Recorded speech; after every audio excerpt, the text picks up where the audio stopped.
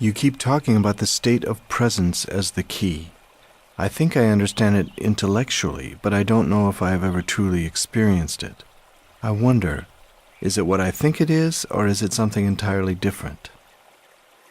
It's not what you think it is. You can't think about presence, and the mind can't understand it. Understanding presence is being present. Try a little experiment. Close your eyes and say to yourself, I wonder what my next thought is going to be. Then become very alert and wait for the next thought. Be like a cat watching a mouse hole. What thought is going to come out of the mouse hole? Try it now.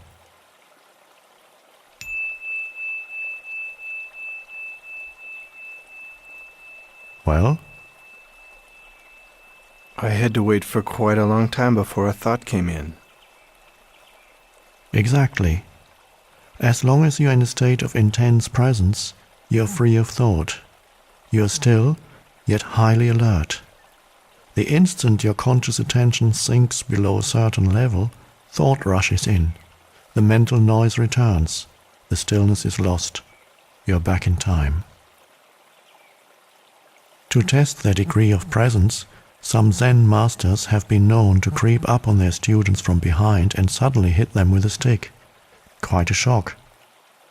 If the student had been fully present and in a state of alertness, if he had kept his loin girded and his lamp burning, which is one of the analogies that Jesus uses for presence, he would have noticed the master coming up from behind and stopped him or stepped aside. But if he were hit, that would mean he was immersed in thought, which is to say absent, unconscious. To stay present in everyday life, it helps to be deeply rooted within yourself. Otherwise, the mind, which has incredible momentum, will drag you along like a wild river. What do you mean by rooted within yourself? It means to inhabit your body fully, to always have some of your attention in the inner energy field of your body, to feel the body from within, so to speak. Body awareness keeps you present. It anchors you in the now. In a sense, the state of presence could be compared to waiting. Jesus used the analogy of waiting in some of his parables. This is not the usual bored or restless kind of waiting that is a denial of the present and that I spoke about already. It is not a waiting in which your attention is focused on some point in the future and the present is perceived as an undesirable obstacle that prevents you from having what you want.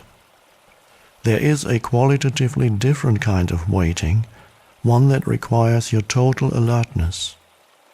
Something could happen at any moment, and if you're not absolutely awake, absolutely still, you will miss it.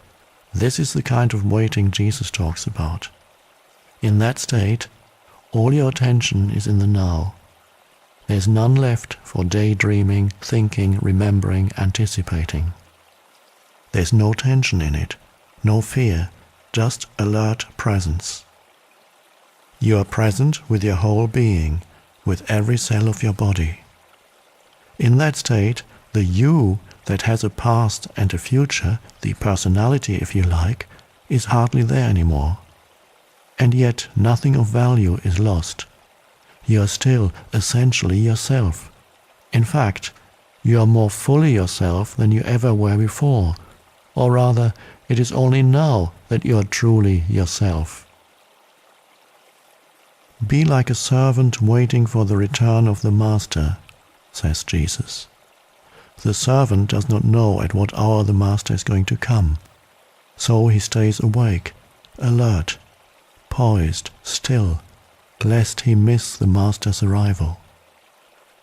In another parable, Jesus speaks of the 5 careless, unconscious women who do not have enough oil, consciousness, to keep their lamps burning, stay present, and so miss the bridegroom, the now, and don't get to the wedding feast, enlightenment. These 5 stand in contrast to the 5 wise women who have enough oil, that is, stay conscious. Even the men who wrote the Gospels did not understand the meaning of these parables, so the first misinterpretations and distortions crept in as they were written down.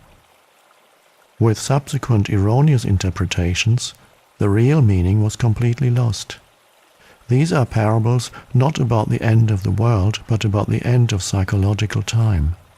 They point to the transcendence of the egoic mind and the possibility of living in an entirely new state of consciousness. What you have just described is something that I occasionally experience for brief moments when I am alone and surrounded by nature.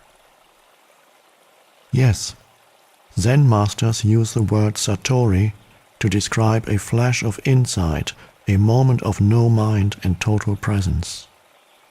Although satori is not a lasting transformation, be grateful when it comes, for it gives you a taste of enlightenment. You may indeed have experienced it many times without knowing what it is and realizing its importance. Presence is needed to become aware of the beauty, the majesty, the sacredness of nature. Have you ever gazed up into the infinity of space on a clear night, awestruck by the absolute stillness and inconceivable vastness of it? Have you listened, truly listened, to the sound of a mountain stream in the forest, or the song of a blackbird at dusk on a quiet summer evening? To become aware of such things, the mind needs to be still. You have to put down for a moment your personal baggage of problems, of past and future, as well as all your knowledge. Otherwise, you will see but not see, hear but not hear. Your total presence is required. Beyond the beauty of the external forms, there's more here, something that cannot be named, something ineffable, some deep inner holy essence. Whenever and wherever there's beauty, this inner essence shines through somehow. It only reveals itself to you when you are present. Could it be that this nameless essence and your presence are one and the same? Would it be there without your presence? Go deeply into it. Find out for yourself.